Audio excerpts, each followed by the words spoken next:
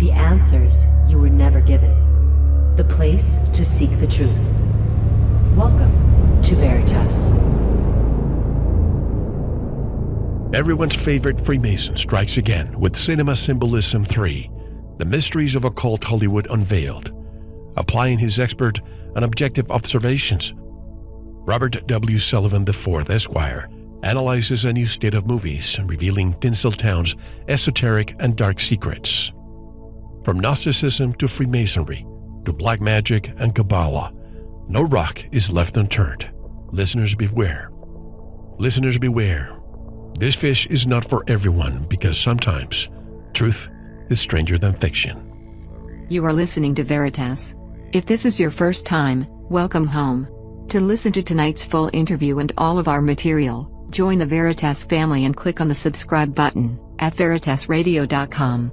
You can make your purchase with a credit card, PayPal, cash, check, money order, and even cryptocurrency. We are now accepting Bitcoin, Litecoin, Ethereum, and more.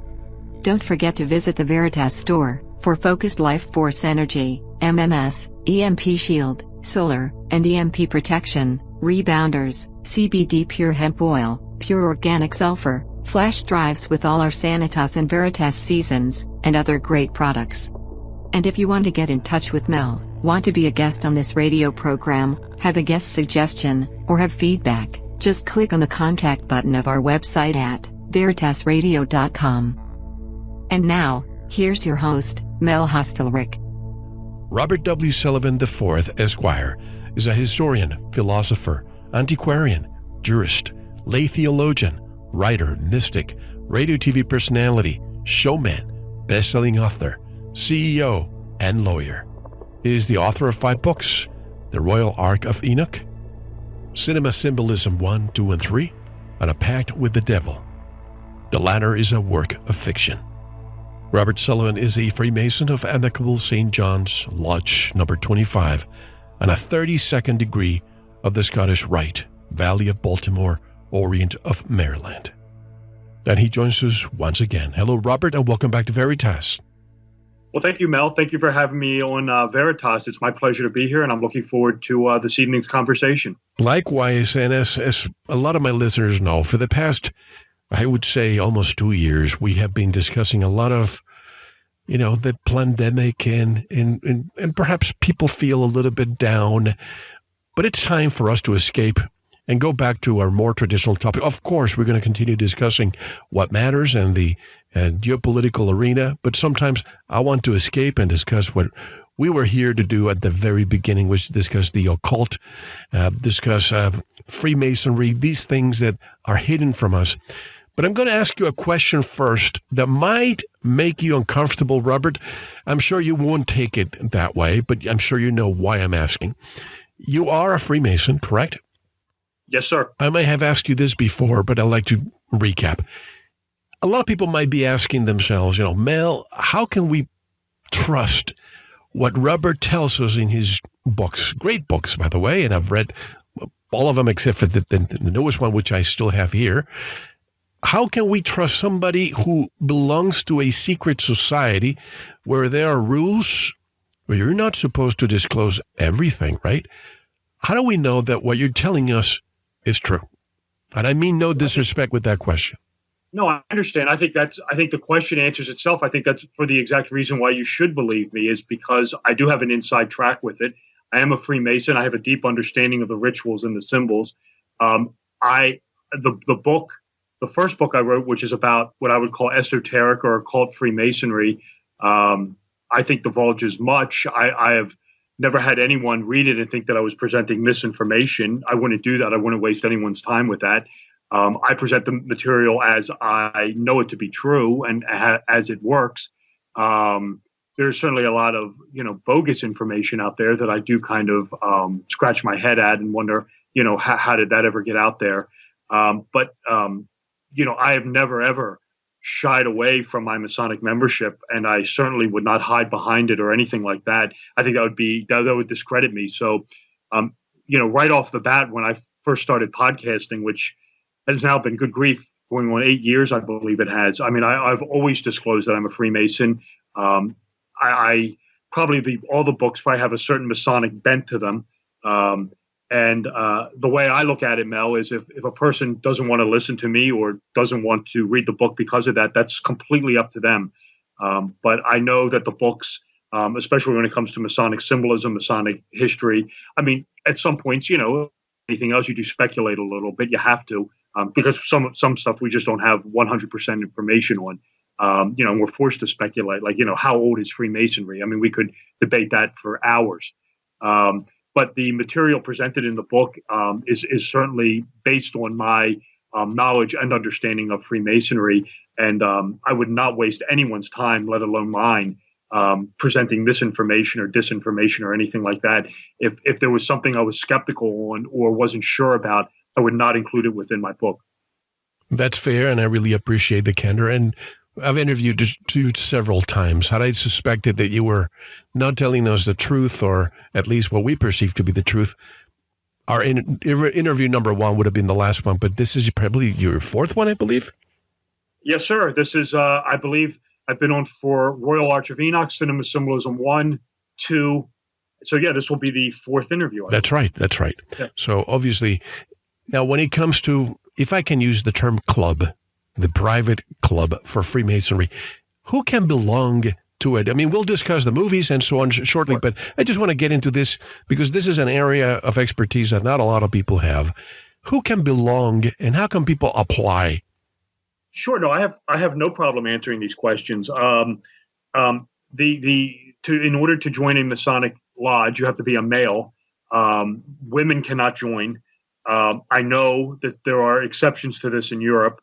But Masonic lodges in the United States are exclusively male. You have to be at a certain age, and the age varies. If your father is a Freemason, I believe, and some states vary on this also. I should point that out.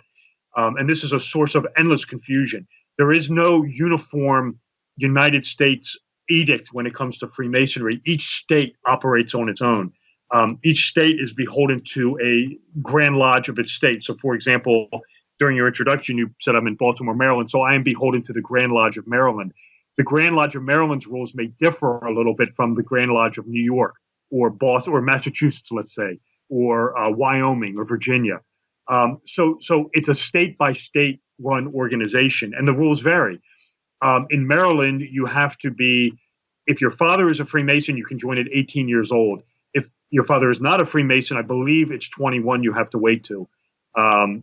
Any male can join. You petition a lodge. The way that usually works is someone who is a Freemason, and you just simply speak to them. And, like, for example, the way I joined was I had a mutual friend through my parents who was a Freemason, and he wore the jewelry. He wore a ring. And my father was not a Freemason, but my grandfathers were. They're deceased. So I asked him, I said, hey, I see you're a Freemason. I recognize the ring. I recognize the emblem on the ring, the square and compasses. I'd like to join. And this was in the summer of 1996. And he asked me a few questions, and he could see I was serious about it. And the ball started rolling based on that. The next thing I knew, about 2 weeks later, I got a petition in the mail. I filled it out. I mailed in a check. At the time, I believe it was for $100. This was 25 years ago, so I'm sure it's gone up by now. And the way I went through it was they set up a committee on me. It comprised of 3 brothers in the lodge, and they interviewed me. They just wanted to make sure basically I was a head, a torso, 2 arms, 2 legs, just was a normal functioning person. They will ask you to make sure, you cannot be committed a crime of moral turpitude. They don't care about speeding tickets, but nothing, serious. And 2 of the interviews I did over the phone. The 3rd I met with the brother in person. And after that, the next thing I was advised was, of course, I'm not going to the lodge or anything. I mean, I'm just applying. The guy I knew was calling me and just giving me updates. And the next thing I knew, he said, your petition will be voted upon. And he said, that's coming up. And then it was voted upon. And I received a phone call the next day and said it was approved. And that I would be in contact with, I'd be contacted by one of the lodge officers, which I believe was the secretary, and a date would be arranged during one of the lodge meetings where I'd come up and receive the entered apprentice degree, which is the first one. which for me occurred in January of 1997. So that's how I joined. If you know somebody who's a Mason, ask them. Ask them about membership, and if they are genuine, they should oblige you. If you do not know anyone who is a Freemason and you want to join, I've been asked this question numerous times. My advice to that person would be, depending on what state you are in, so let's just hypothetically say, let's just go with the state of New York. If you are in the state of New York and you want to join a Masonic Lodge and you do not know anyone who is a Freemason, contact the New York Grand Lodge. They will have a website inevitably. They will have a phone number, probably to a secretary. Call them and explain to them as the way I said it. Hey, I'm so-and-so. I'm living in New York. They'll probably want your phone number and address, probably an email at this point in time. And, what they will do is they will match your address with the local Masonic Lodge that is closest to you. And at that point in time, if you are interested, they should put you in contact with the secretary of the lodge closest to you, to your home address. And then, the ball will start rolling, and you'll probably get a phone call from the secretary of this local Blue Lodge, and you'll get a petition in the mail, and the ball will start rolling. You'll fill it out, send it in with a check, and a committee will be sent out, and you'll be set up, and you'll be on your way. So that's traditionally how one joins a Masonic Lodge in the United States. These are all important questions that I've always had, and I don't know why I didn't discuss them with you, but I'm sure a lot of people ask themselves, who can join, which you just answered. What is the purpose of Freemasonry? That's a great question. And again, there's the answer to that question is subjective. I can only give it to you from my point of view. You may ask 10 other Freemasons, and they're going to give you a different answer. There are many reasons why a person joins a Masonic Lodge. They may want to carry on a family tradition, as I did when I joined. I come from a long line of Maryland Freemasons, so that was sort of my motivation for joining. People enjoy fraternal organizations. I was a member of a fraternity house in college, and some people want to continue that on. Obviously, when they leave college, they still want to be part of a fraternity. So Masonry or Odd Fellows would be the likely organization to join. People join to do philanthropy, charitable work. People join for the camaraderie. I joined it to carry on a kind of family tradition, and through my membership, I became very interested in. I was always interested in mysticism and the esoteric and things like that. So becoming a member in my lodge, which was Amicable St. John's Lodge number 25, I'm going through the rituals and understanding the symbolism and being hands-on with it. It really sort of opened my eyes and was sort of, I've said this on numerous interviews. I probably have said it on one of my past ones with you, Mel. It's really because of my Masonic training, in part, that I believe I am able to do this so well and decode movies esoterically and see symbolism and things of that nature. I mean, I owe that to my Masonic membership. Again, it wasn't, I didn't join my Masonic Lodge thinking, I'm going to get a primer in esoteric symbolism. It just kind of evolved out of it. But certainly, if you go through the Masonic rituals and you really take the time, and that's the key words, take the time to read, some of the Masonic greats, like Manly P. Hall, Albert Mackey, Albert Pike, who get into the sort of deeper symbolism of the rituals and the symbols. In my opinion, it opens up a treasure trove, and you'll really be able to decode and see things on an esoteric level that previously you will not be able to see. So that also seems to be a motivation now, at least with the younger generation. Certainly there seems to be a renewed, at least in my opinion, a renewed interest in what I would call the esoteric side of the craft. And many, many young people now are joining it for that reason. And probably the internet, movies like National Treasure and the Da Vinci Code and things like that are probably somewhat responsible for it. But there is definitely a revived interest in what I would call the esoteric or occult side of the craft, as it were. I've been told, Robert, that the majority of all the astronauts that allegedly walked on the moon, and I say allegedly, my listeners know why I say that, but Neil Armstrong was not a Freemason. However, his father was. Does that make him a Freemason? No. just having a family member in a Masonic lodge does not make someone else a Freemason. There are numerous other Masonic orders that people can belong to that do not make them Freemasons. There's a women's auxiliary organization called the Eastern Star, which is sort of like it's a Masonic women's organization, but a women, that does not a Freemason make. They can call themselves Sisters of the Eastern Star, but they can't call themselves female Freemasons. Likewise, there is a Masonic Boy Scouts organization known as De Laurentiis, and you can join that. And a lot of people who do join that go on to become Freemasons. But if you join De Laurentiis and you stop and you don't go any further, and once your membership, you leave De Laurentiis, you don't go any further, you are still not a Freemason. This is the case in point of Walt Disney. Walt Disney was a member of De Laurentiis but never joined a Masonic lodge, so you can't hold him out as a Freemason. You can certainly hold him out as a member of De Laurentiis, but you cannot hold him out as a Freemason. And likewise, same thing with Neil Armstrong. If his father was a Freemason, that's fine, but that certainly does not make him a Freemason. And you mentioned how there are no female Freemasons. I remember I had a conversation with Dr. Cécile Réveillé from southern France, a female. She wrote a book titled Black Freemasonry. And I believe, if I remember correctly, she said that there are some female Freemasons and lodges in Europe. Is that true? Yes, there are lodges of female Freemasons in Europe, but this is controversial. Some are recognized, some are not. They are not recognized in the United States. If you were a woman in a lodge of Freemasons in France, let's say, and you came to the United States, you certainly could not come into a lodge in the United States. And again, it comes down to recognition. Like for example, I mean, if a group of women wanted to meet in the United States and got a Masonic ritual book with the rituals and certainly put on Masonic aprons or whatever, I mean, they could call themselves, a lodge of Freemasons, but they certainly wouldn't be recognized by the State Grand Lodge or anything like that, which is, I believe, all important. So it's a question of legitimacy. There are, women can form Masonic lodges, but they're they're what you call in the United States clandestine lodges, and they're not recognized. There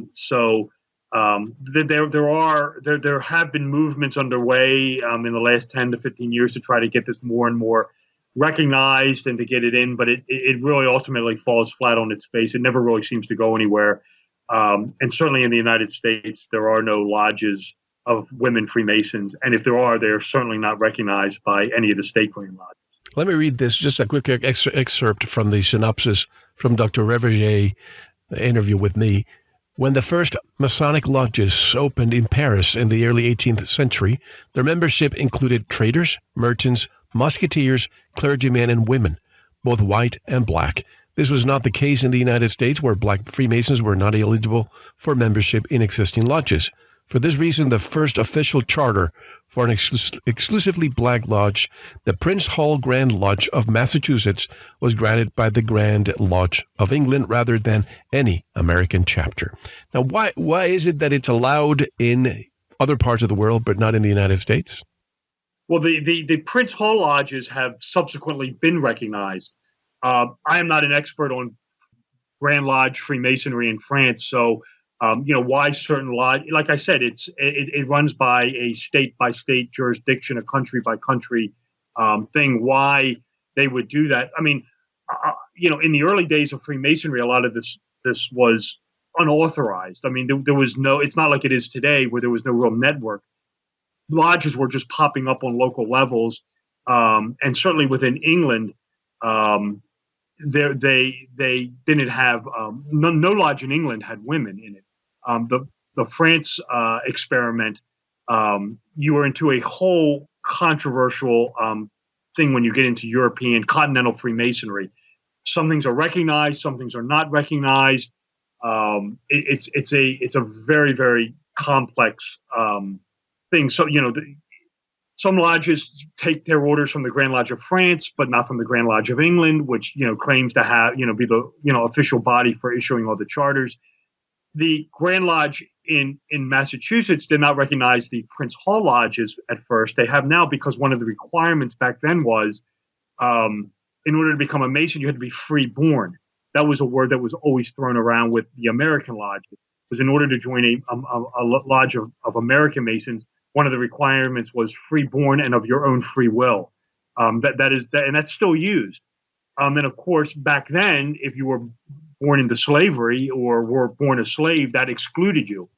And of course, what happened was, as the Revolution appeared, the English Grand Lodge was kind of trying at this point to somewhat subvert the American Freemasons, which were abandoning George III and going with George Washington. So, because of this is why they recognized the Prince Hall lodges.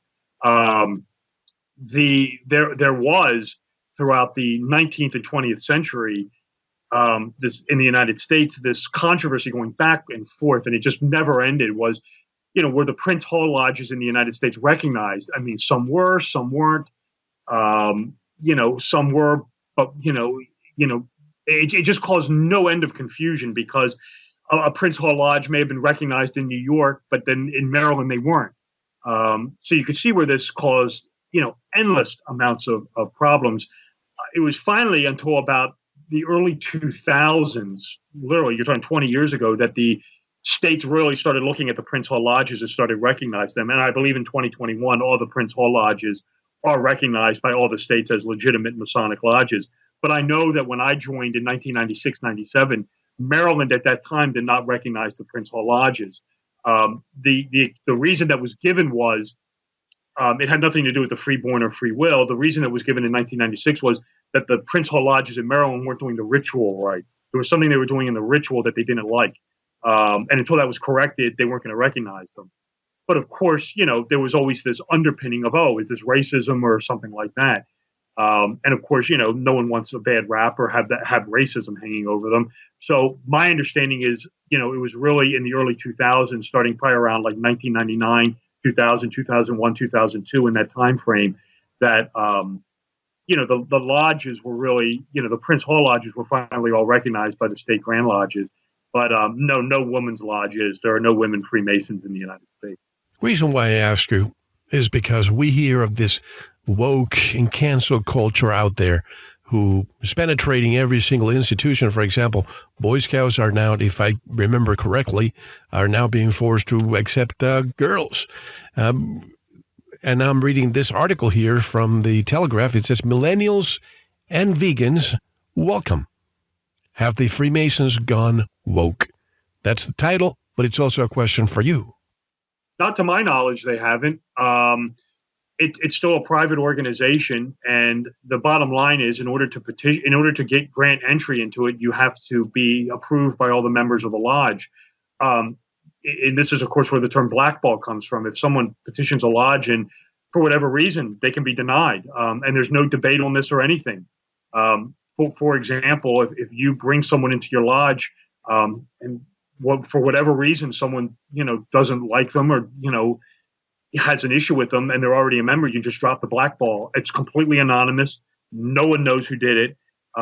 So the Masonic lodges, to my knowledge, have not gone woke. On the other hand, they are very open-minded. I don't think they're going to turn people away for anything like that. They certainly don't turn people away for political beliefs or religious beliefs. The only thing I know of that's kind of changed in the last 15 years, and I don't even know if Maryland's doing it. I know some jurisdictions are, but I don't know if Maryland is they were doing criminal background checks into people. But like I said, I know in some jurisdictions they were doing that. I don't know if that's taking root in the lodge, in Maryland lodges. But to my knowledge, I don't know. I have no reason to believe that the lodges in the United States are going woke or anything like that. I don't. Like I said, it's a. There are women's auxiliary, and it's an all-male secret society, and I don't anticipate that changing anytime soon. What do you get? What do you get out of being a Freemason? Well, again, this is subjective. You can ask 100 different Masons, and you're going to get 100 different answers. I can only give it to you from my point of view, which is I got out of it sort of what I would call like an agnostic epiphany or awakening, having my third eye awakened, or open probably is the better word, and being able to see the world symbolically and be able to understand things symbolically and interpret it. And it's certainly, especially in a contextual surrounding, which is critical to this research. A symbol presented one way may be something else when a symbol presented another way in a different context. So that's what I got out of it. But plus, I love my lodge membership. I love the brothers up there. They're a great bunch of guys. And for me, it's carrying on a family tradition. I come from a long line of Maryland Masons. So I've been a Freemason now for 25 years. I have no regrets about it. And I can certainly say emphatically that without my Masonic membership, none of my books would exist. And by the way, I asked you about the astronauts because I've always been curious.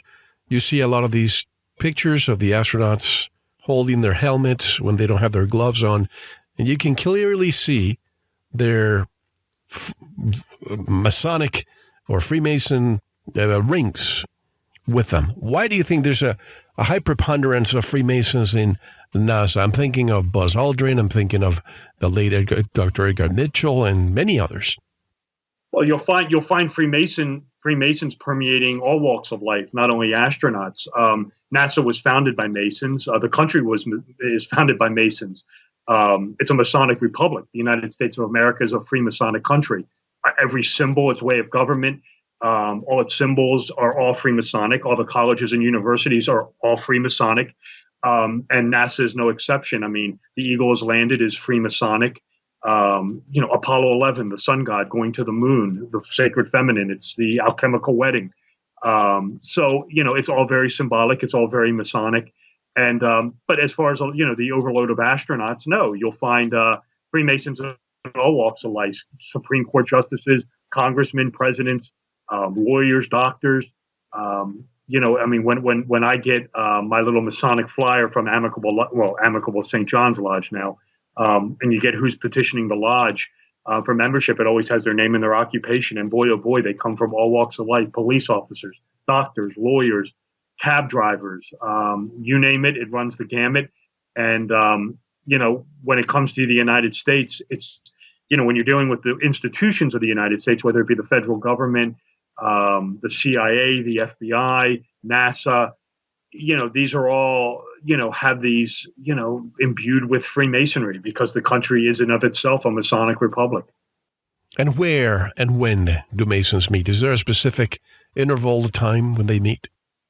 Well, it's each lodge varies. Mine is twice a month. I believe it's on the second and fourth Thursdays, or maybe the second and third Thursdays. I'd have to go look. I just can't remember off the top of my head. But every lodge varies. Some meet on Monday, every other Monday, every other Wednesday. It's usually twice a month that they meet, and they meet through September through June. There is no lodge meetings in July and August. That's what's called going dark. And the reason for that is because of the heat. Back in the day, there was no air conditioning. So in the summer months, they closed it down because it was too hot. Of course, we have air conditioning nowadays, but they continue on that tradition. There is no Masonic Lodge meetings in July and August. When you meet, do you know the level where the others are? For example, if you are 32nd degree, do you know the level of degrees the others have? Well, the in a blue lodge, it's all, you have to be third degree. Beyond that, who knows? The blue lodge meetings are twice a month. In order to get into that, you have to be a third degree. Beyond that, who's in the Scottish Rite or Ged's Grotto or the York Rite, you'd have to just ask the person. I mean, you might be able to guess it from what ring or jewelry they're wearing or something like that. But the local lodge meetings of the blue lodge, you have to be third degree to get into. Third degree, but you don't know if somebody's a 12th degree or a 20th degree. You don't know that. You would not know, and you'd have no reason to know. Okay. And can there be 33rd degree Masons in that meeting, or do they meet somewhere else?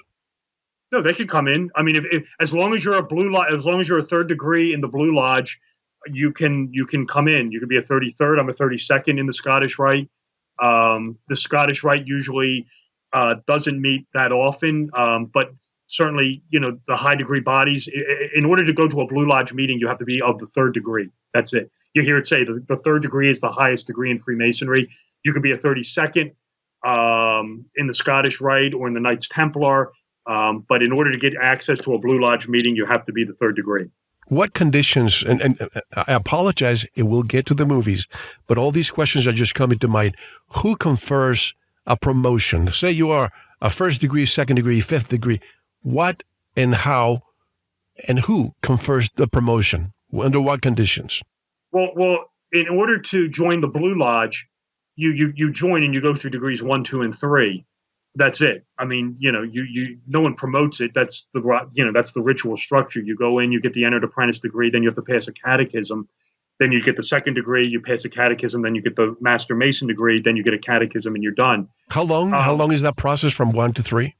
It varies from lodge to lodge. It usually runs about 6 to 9 months to go through the process. And then once then you're done. And if you want to join a high degree body like the York Rite or the Scottish Rite, that's entirely up to you. And you go through it again and you petition the local, body of the Scottish Rite or the York Rite. And if you're accepted, you'll just go through the, degree structure. So what happens? Okay, so you're third degree, you belong to a Blue Lodge. What do you have to do to continue ascending in the ladder? You cut a check to the Scottish Rite and fill out a petition and send it in, and that's it. All right. So from third degree to 32nd, for example, what actions, what do you have to do? How long would it take from third to 32nd? Well, it would be fourth. It would be fourth to 32nd. Fourth to 32nd. Okay. Yeah. No. You would just. It's the Scottish Rite is not like if we were talking the Scottish Rite. The Scottish Rite is not like the Blue Lodge where the ritual is participatory.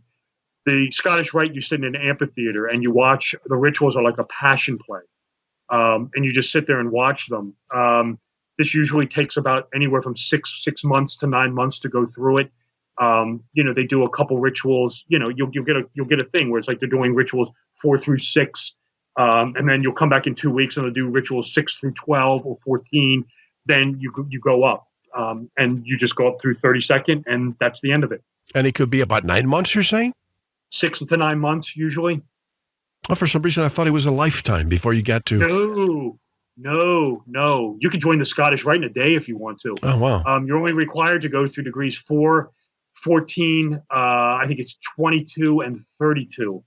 And once that's it, you can actually do the Scottish Rite in a single day. But other than that, if you want to go through all the degrees, usually 6 to 9 months to do it. And the 33rd degree, that is, you can be elected, but it has to be by the Supreme Council of the Scottish Rite, correct? It's you can't solicit it. It's a degree that's offered. You can't solicit it. You just get selected for it, and you can't petition for it. And if the Scottish Rite guys in your Orient want to give it to you, you'll get it. If not, you'll stay at a 32nd. And you have to make major contributions to society or to Masonry or in general in order to be selected. Can you give some examples of people who have been selected to be 33rd degree or above? Well, I don't know of any degree above it that's recognized. But like people like J. Edgar Hoover. No, I don't know if J. Edgar Hoover did get the 33rd. And Harry Truman did. I believe Franklin Roosevelt did. Off the top of my head, I just don't know. It's more of an honorary body. It has no power. It has no authority. It's certainly not the highest degree of the Scottish Rite. That would be the 13th. Many people who talk about this are completely confused about this. The highest degree in the Scottish Rite is the 13th, called the Royal Arch of Enoch. That is the end of the Masonic story. This is the 7th degree in the York Rite. The degrees that come after it are numerically higher, but the story actually goes back in time. So the degrees are actually out of order. They're out of sync. The actual highest degree in the Scottish Rite is the 13th. The 33rd is just an honorary order that really has no authority. And again, it's just an honorary body. The Illuminati characters all come out of the 13th degree and the 7th degree of the York Rite. I believe, if I'm not mistaken, 14 elected presidents have been Masons.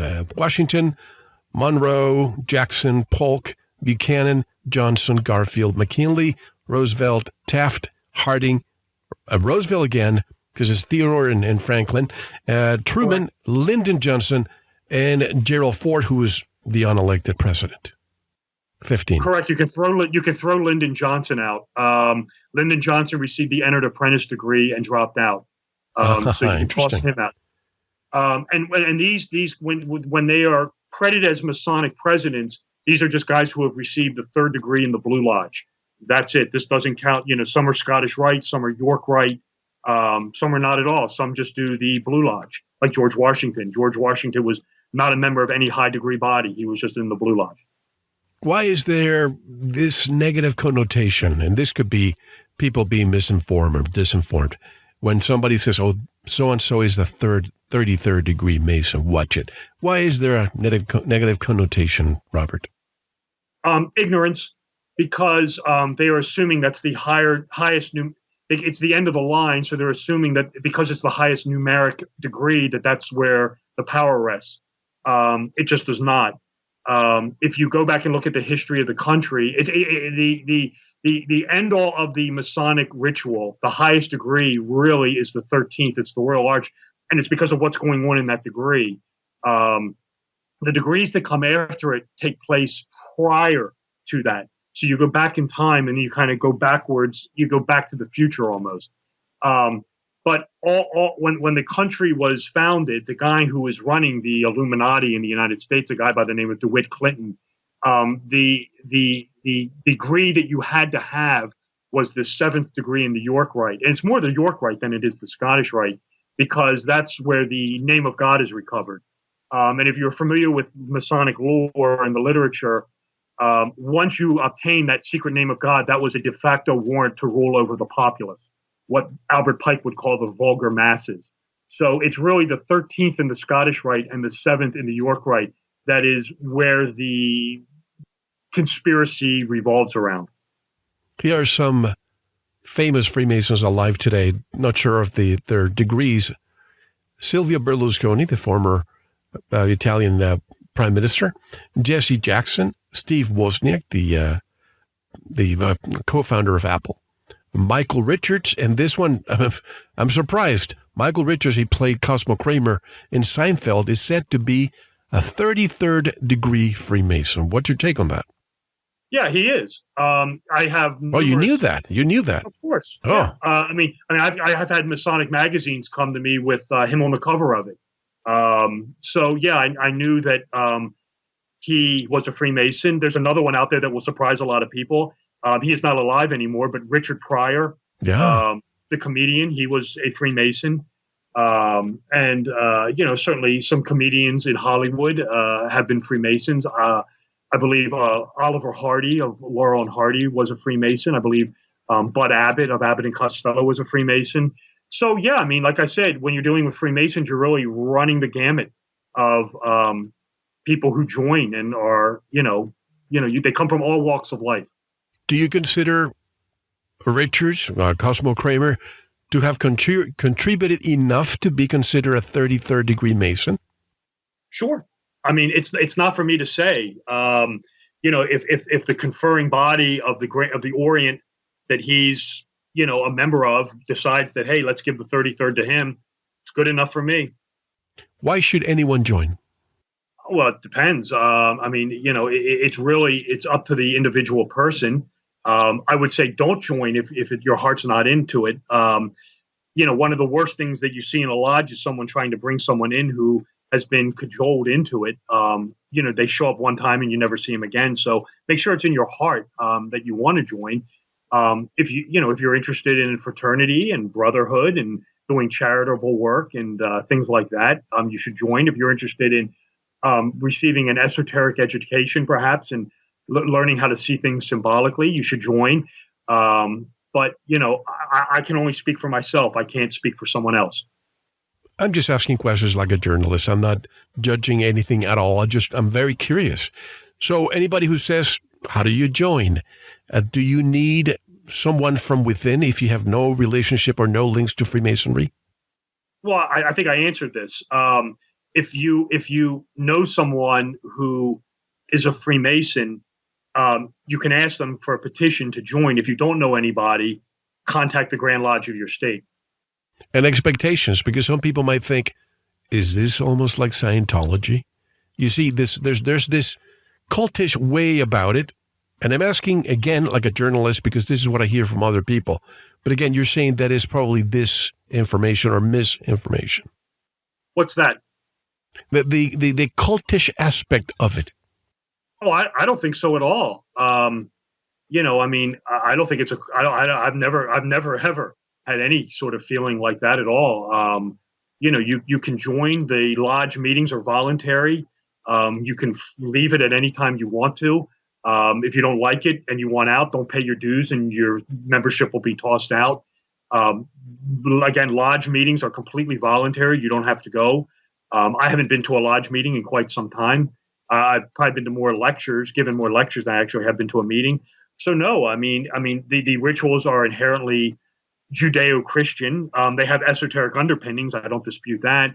But you know, so I mean, you know, it's all subjective, Mel. There's no uniform answer. I've talked to people who, you know, who have gone through it, like myself, and have no problem with it. I talked to a guy who said, "Oh, I did the first degree and I dropped out. It was too mystic for me. It just wasn't for me." So, you know, again, it's just a subjective, you know, thing. Some people like it. Some people don't like it. Typically go through it. You see them, they come up for the first degree and you never see them again. It's not for them. No one bothers you if you don't want to join. If you come through it and you don't like it and you want to leave, no one's going to harass you or say, hey, you know, show up at your front doorstep or anything like that. It's all completely voluntary. And the one thing I would say is, you know, for me, you know, I can just give you again my perspective on it was, you know, it should be in your heart if you want to join it. If you're being talked into it and you really don't want to do it, you're probably joining for the wrong reason. What about these people who say, for example, somebody's speeding, right? The person is a Freemason, and then the police officer approaches the window. He makes a sign. The police officer, who happens to be a Mason, recognizes the sign, and things go differently than what any regular person would go through. Same thing I've been told about the court system. They go in front of a judge, makes a little sign, the judge understands the sign, and the verdict, there's not a jury involved, it becomes different. Have you heard those? Well, I've heard them, but I've never seen it in action. I've been a lawyer for 20 years, and I've never encountered anything like that. Again, you know, it's. I mean, could it happen? Of course. You know, I mean, I don't know. You know, I can only speak from my experience. I've never witnessed it firsthand. I've never had anything like that happen firsthand. Could it have happened? Of course. But I'm not there, so I really have no reason to comment on it. And who presides the Supreme Council? I believe it's Prince, I forgot the name, you know it, since 1967. What makes them get elected and why so many years? Well, that's really the English Grand Lodge, and I'm not really an expert on that. You know, how that's selected and gets elected upon. You're talking to the wrong person. Oh, so there's no link between the lodge in the UK and the lodges here? That was destroyed in 1776. Ah, interesting. No relation whatsoever. You see, I love it because these are questions that I've had in my mind, and I don't know why I didn't ask you before. But let's jump into Hollywood too. There's this notion. I'm sorry, you were saying something? No. We could talk about that. I'll just end. Yeah, there is no relationship between the American lodges and the English Grand Lodge. That was all completely annihilated in 1776. And I'm going to ask you some questions that I have in my mind. I'm not sure if they're appropriate, but I'll ask anyway. Hollywood, we know that in the past decade or two, it's been devoured by China, by the People's Republic of China. And I'm talking about movie theaters, production companies, you name it. What a great way to change our culture without having to fire a single bullet, just like buying all the businesses here. Right. Now, why do I ask you this? Is there Freemasonry in China? No. Hell no. No. You will not find Freemasonry in any totalitarian regimes. Nazi Germany, Communist Russia, Communist China, that's a death sentence. Okay. Interesting to know. But what about there infusion into our culture via Hollywood. What I just said about the movie studios, the movie theaters, they're just infiltrating left and right, every which way, in every angle of society. Now, I was just on another podcast and I was asked this exact same question. Oh, really? The reason for that is because it's a new market. What is happening is, this is recent. Up until about 20 years ago, or probably even 15, when a movie was released, there was two markets that the movie played to: the domestic box office, which was the United States, and then the international box office. Yes. The domestic box office was usually the bulk of the profits. So, for example, let's just take a movie. I'm just going to just use this as an example because this was the one that I was looking at. Was take Batman '89, the one with Jack Nicholson and Michael Keaton. When that was released in 1989, that did a domestic box office, I believe, around $200 million, which was a staggering amount. That was very good. That was a box office hit. That was just the domestic box office. The international box office primarily at the time consists of Europe, the European market. And if you could make a toe, and of course I'm not adjusting for inflation, I'm just giving you the numbers in 1989 terms. If you could make a toe of around 40 to 50 million, that was enormous. I mean, that was huge. So Batman '89 pretty much had like a global box office of around 250, maybe $260 million. That was an enormous take. Well, this is all changed now because of China. And now China is now welcoming in Hollywood movies. So this is all changed now, where the domestic box office, if you look at a movie like Cruella that came out earlier this year with Emma Stone, the domestic take on that was like $150, $160 million. Well, that's not that great. I mean, it's good. I mean, it's not a bomb or anything, but it's certainly not, huge. I mean, it's not a huge number. I mean, it's good. It's a good solid number, but it's not huge. But now if you look at the domestic box office, the international box office on it, where in the past it would have maybe been around 20, 30 million with Europe, Canada, in England and the continent of Europe. Well, if you look at Cruella's, international box office is like 210 million. And that's because of China. The international box office is now overtaking the domestic. And the reason for that is because of China. It has 1 billion people in it. That's what you're up against. And it's because of that Hollywood is now marketing towards this newfound bank, this box office in China, which is almost guaranteeing that there is no such thing as a box office flop anymore. I mean, China is just devouring American movies and culture like no tomorrow. So if a movie is released in the United States and it tanks, and it's a bomb and it only makes like 20, 30 million, let's say against a budget of 50, the studio will release it in China where it'll inevitably almost make guaranteed like 100 million.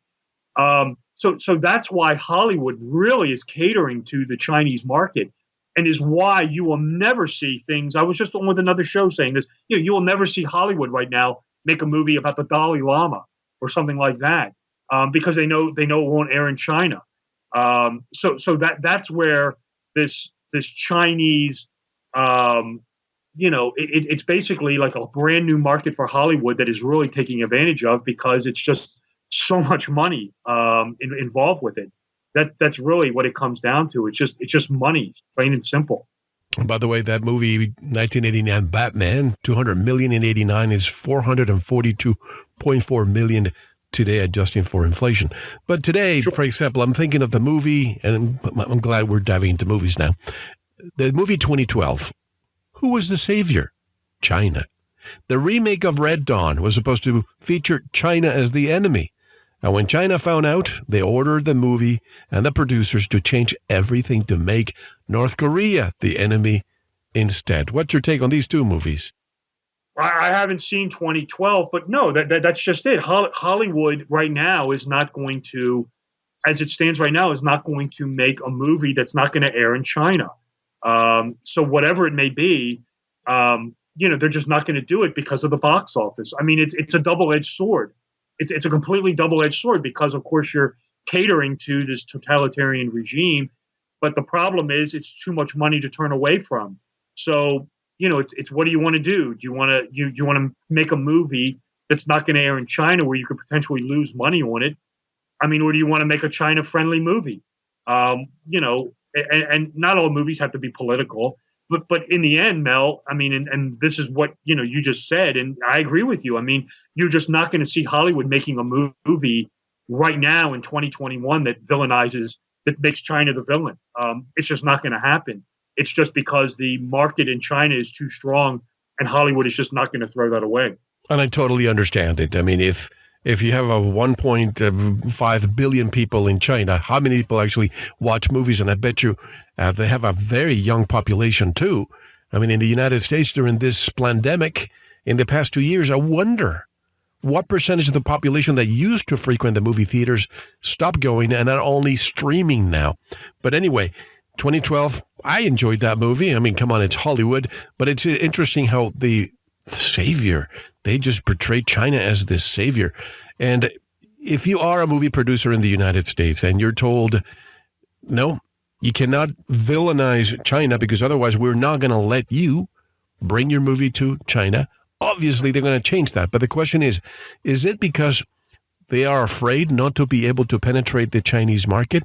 Or, number two, are they changing our culture by portraying China in such a positive way?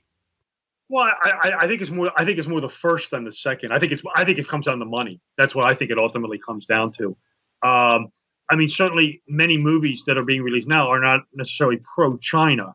Like a movie like I said, like Cruella has no political underpinning to it whatsoever. Or, a movie like Halloween Kills or something like that. So the movie, it's really not necessarily the movie has to be pro-China. It just can't be anti-China.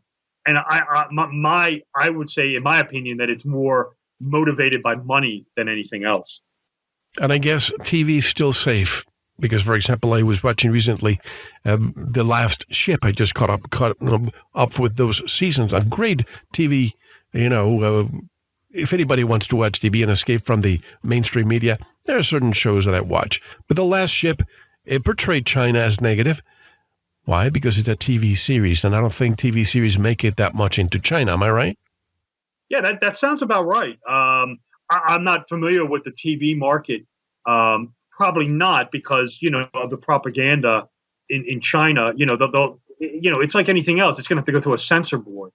That's the way all these regimes work. And if it passes the censor board, then they'll let it into the country. If it doesn't, then it obviously doesn't. And I would think that, as far as television goes, China is probably going to want to keep a clamp on that. Probably not going to allow American TV into the country, but certainly a movie, which is just a one-off thing where you go to a theater and see it, and that's it. Just see the movie. That's it. It's not a stream of programs or anything like that, or commercials or anything like that. So no, I think the television is still just local and is just airing domestically. It's the box office. It's the movie box office that. You may not see something that's pro-China per se, but you're probably not going to see something that's you're definitely not going to see something that's anti-China. Put it to you like that. And it's money. It comes down to money. That's my opinion. Before I started speaking with people like you, I used to think that the G in between the square and the compass was G for Gnostic or Gnosis or Gnosticism, but that's nothing could be further from the truth there. Correct me if I'm wrong. Isn't the G standing for geometry? The basically the noblest of sciences and the basis upon which the superstructure of Freemasonry and everything in existence in the entire universe is erected. Is that why there's a G there? My understanding is it stands for geometry or God. You can take your pick. The Masonic literature doesn't pin it down one way or the other. It's either geometry or God and or geometry. A combination of both. That's my understanding of it. If you read the literature, it's God or geometry or both. It's a reminder to every Freemason that every act they carry out is done in the presence of God, the master architect of the universe. Gee, interesting. That sounds about right.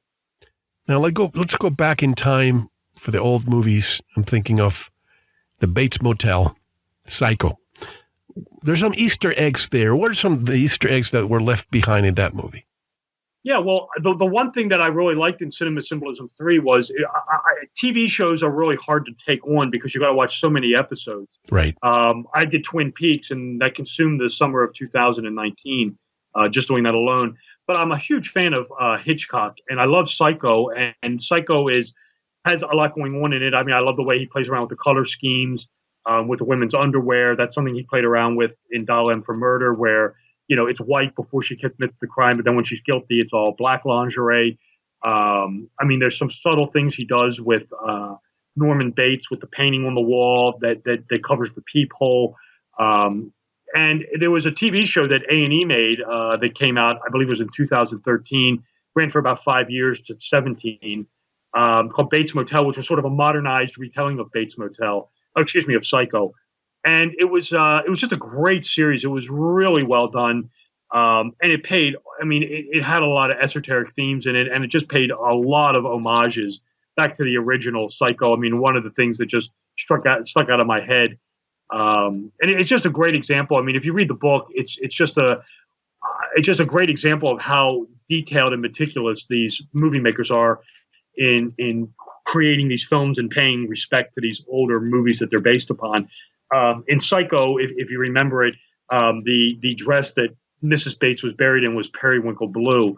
And if you watch Bates Motel, the actress who played Norma Bates was Vera Farmiga. She routinely wore periwinkle blue clothing. I mean, that was a great homage to the original Psycho. And, Hitchcock is one of those guys like David Lynch or Aronofsky or Ari Aster, who's just really an expert on, when it comes to using these techniques to convey different things. So Psycho I really liked. And again, it was an opportunity for me to not only talk about Psycho, but to also talk about Bates Motel, which was which had a lot of Easter eggs, what I call them, occult symbolism in it. I wish the newer generation was not, and even us, I think you and I are pretty much close in age, the attention span for the newer generations. Now Hollywood, now if you turn on the TV, it's just snippets, like 10 seconds, 20 seconds. You go to the movie, and years ago, you would see the credits at the beginning of the movie, and it would take their time to develop the story.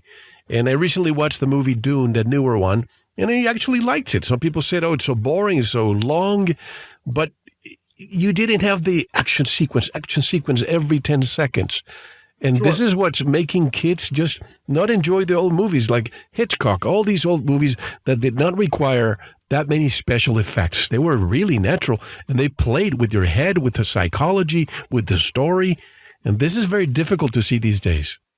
I agree with you, Mel. I agree with you 100%. I think a lot of the old movies are like that.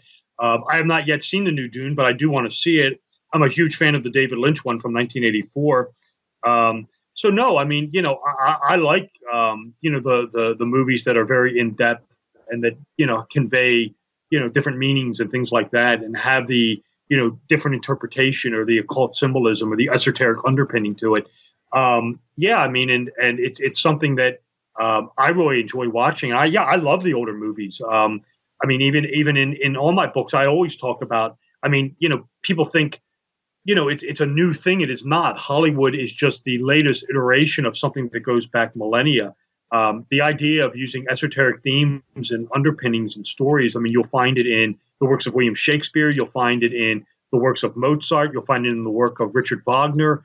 You'll find it in the 19th century American authors like Edgar Allan Poe and Ralph Waldo Emerson and Emily Dickinson and Nathaniel Hawthorne, Scarlet Letter. And then you have Hollywood come along, and even in the early days of Hollywood, movies like The Wizard of Oz or Metropolis. These are movies that are very esoteric and have multiple interpretations. And I think they're awesome films also. I mean, it's not just sitting there, being bored or anything. I mean, the movies are very good. I mean, they're very entertaining to watch. I mean, I like the movies, the classic horror with the cast at the beginning, and then a good cast is always worth repeating at the end. So, no, I'm with you. I enjoy the old movies. And, when it comes to Hollywood, from its inception to current day, the idea of esoteric underpinnings has been with it since day one.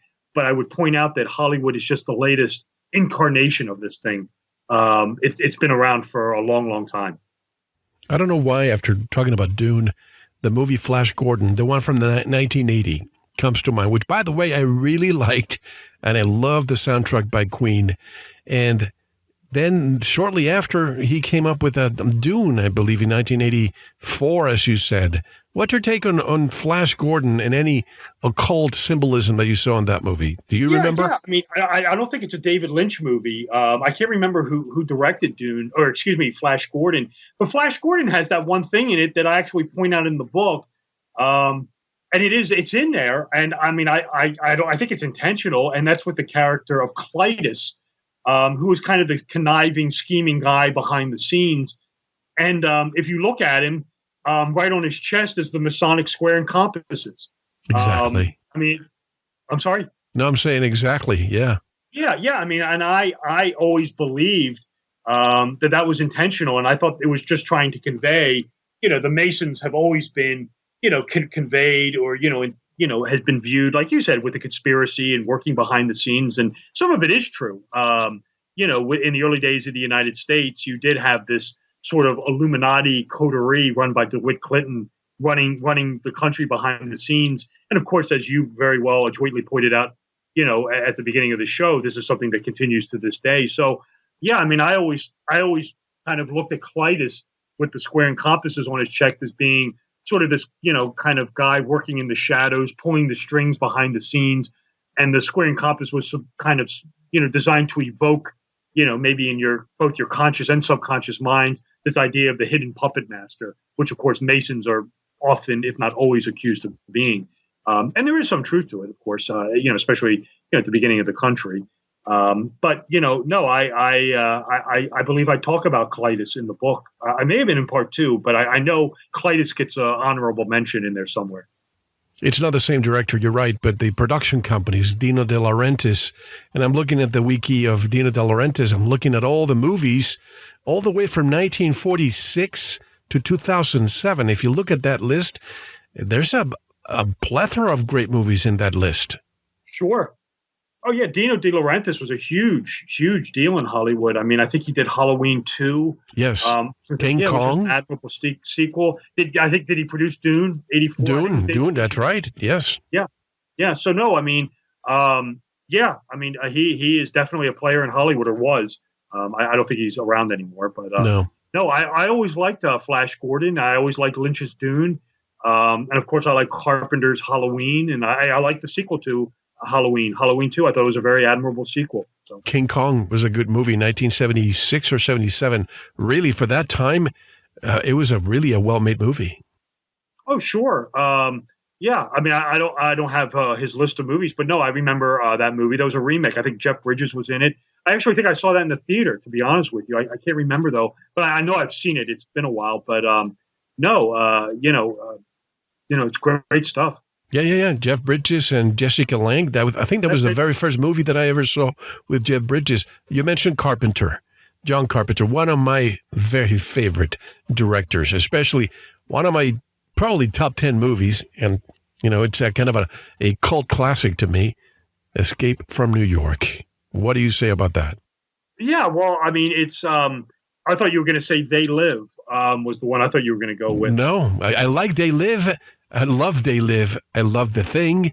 But there's something about Escape from New York that was just organically made, and it just made sense. I mean, when they try to recreate it in 1994 with Escape from L.A., to me, that was bad.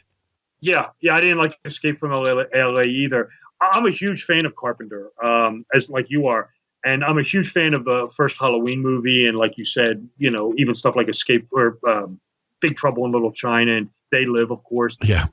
Escape from New York. I love it. Yeah. I mean, it's a great film. I always, it's a little far removed. I mean, it's a little too far removed, but I mean, of course you do have that little 9/11 imagery in it. Yes. With a hijacked aircraft heading into lower Manhattan. It is a little too far. I mean, I do talk about it in the book. There are better examples of 9/11 imagery, certainly closer to the event. But of course, you can't not talk about Escape from New York without talking about that. But no, it's a great film. I've always been a fan of Escape from New York, and I agree with you. I think there's something organic with it. And I was not a fan of Escape from L.A. I don't think it worked very well. No, it did not. It did not. Yeah, no, I'm a huge fan of Carpenter. But and the actors, the cast in Escape from New York. I mean, Lee Van Cleef, Ernest Borgnine, all these great people.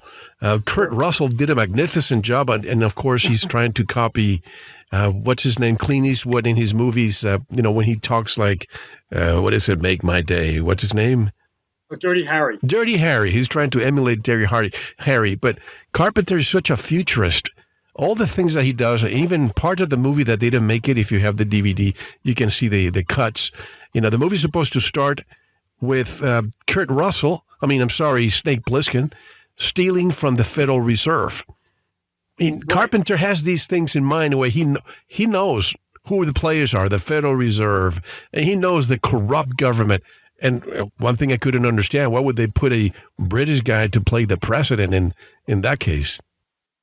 Yeah, Donald. He put Donald Pleasance in probably because he knew him from Halloween. Yes.